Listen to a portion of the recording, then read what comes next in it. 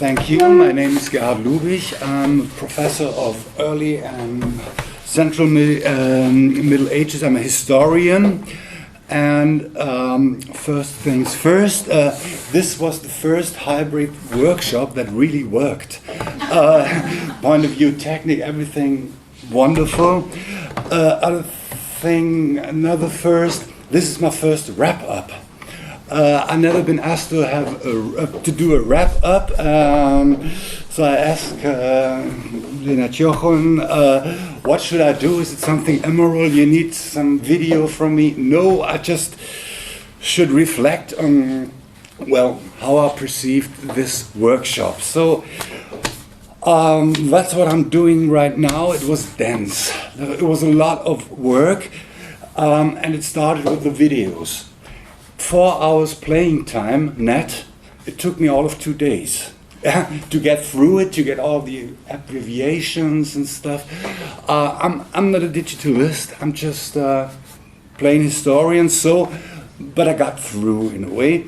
And so to say it was quite a mouthful, or say quite a brainful to get that.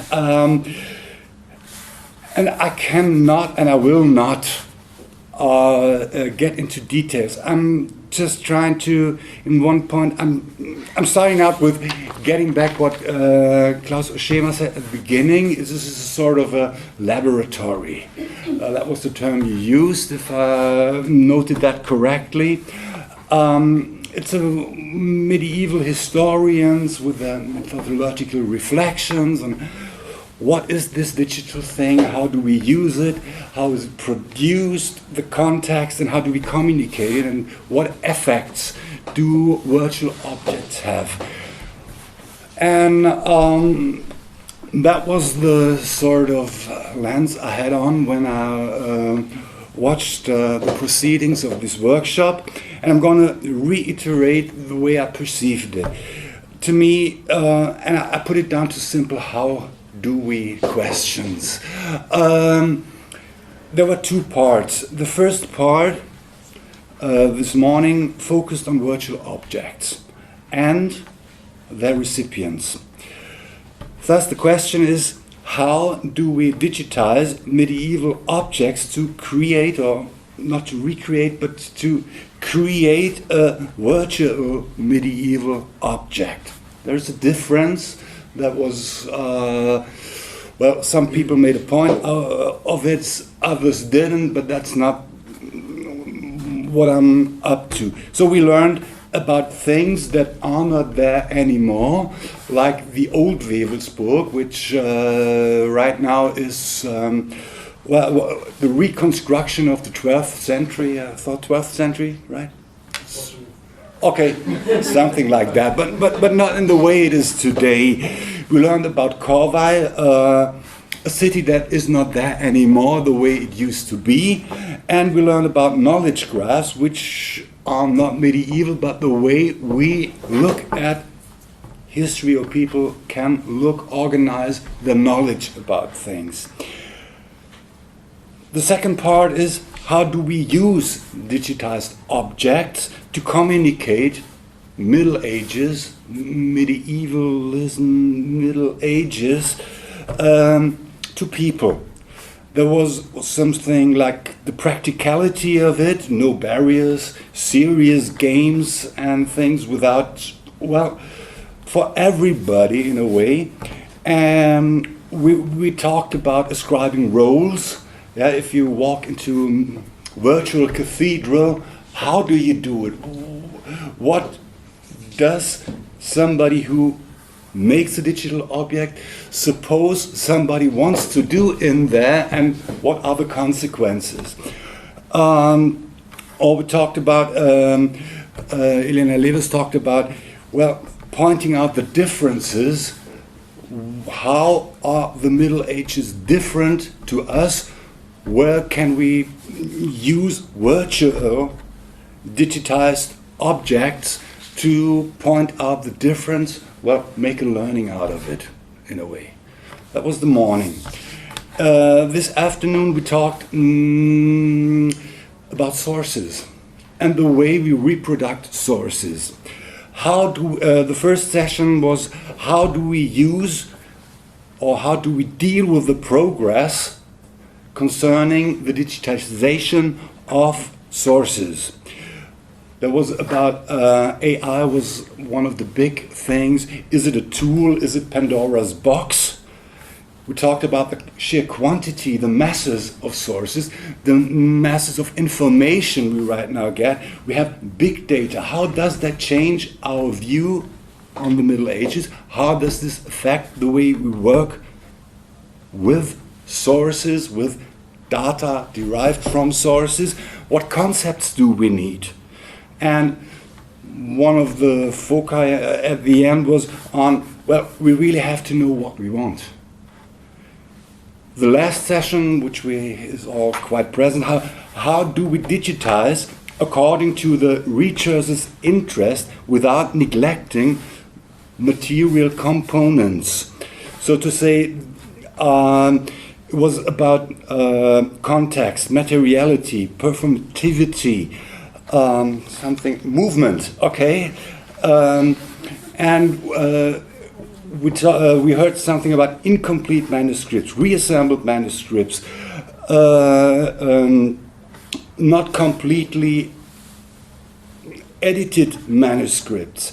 We talked about seeing, we talked about light, and how that affects the real objects. We talked about, well, intervening and how do we do it with tagging and stuff. So that's more on the sources and reproducing sources side.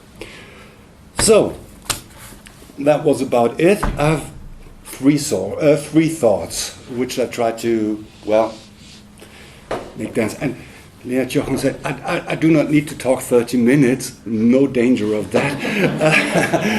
Three thoughts goes by like that. Okay, I'll come back to the last panel. The question, in a way, was authenticity. By that, I don't mean, is it reconstructed perfectly or whatever, but where's the medial difference? The picture of a source is still a picture, just like the picture of the pipe is still not the pipe.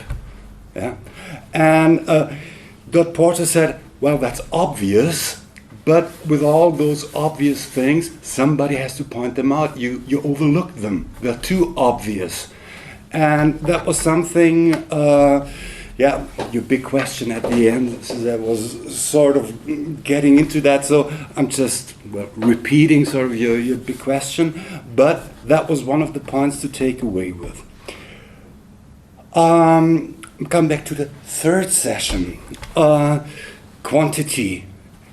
And that was something that was only marginally mentioned, speed. We get so much data in so little time, we cannot keep up with it. I cannot keep up with all the books that appear, let alone everything that's digitized and all the information derived from it.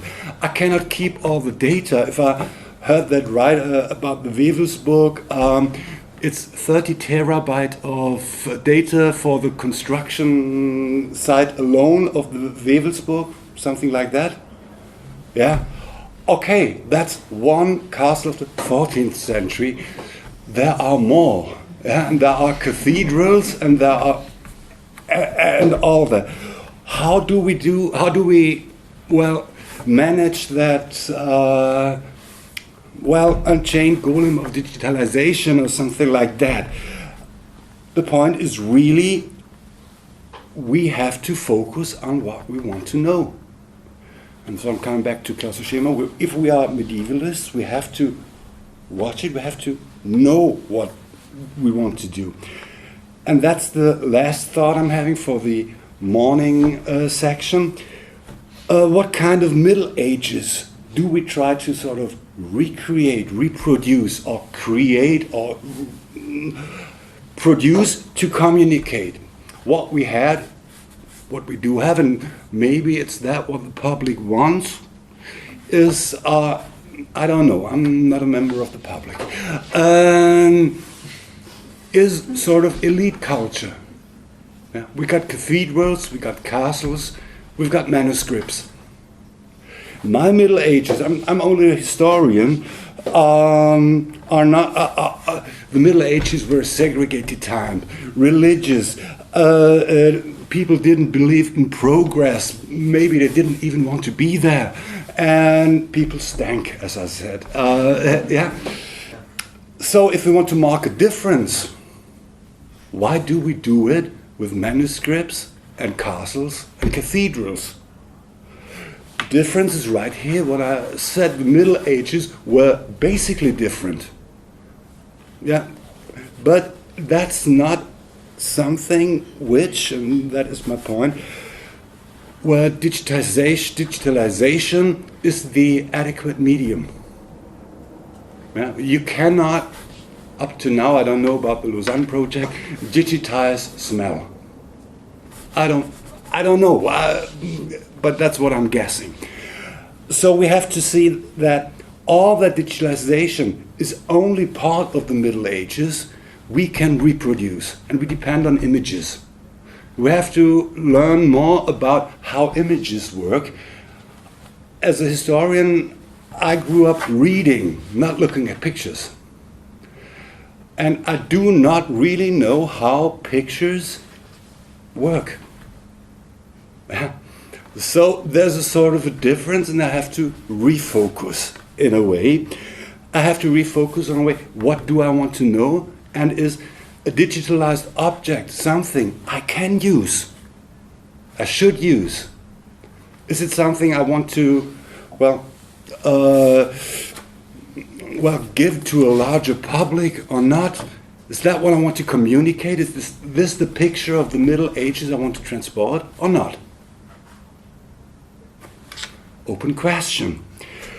But if we use a digitized object, that final thought, after this workshop we should know at least two things. It's not so simple as it may seem. And the second one, if we use them, we're sure they come from good hands and from competent and responsible people. Thank you.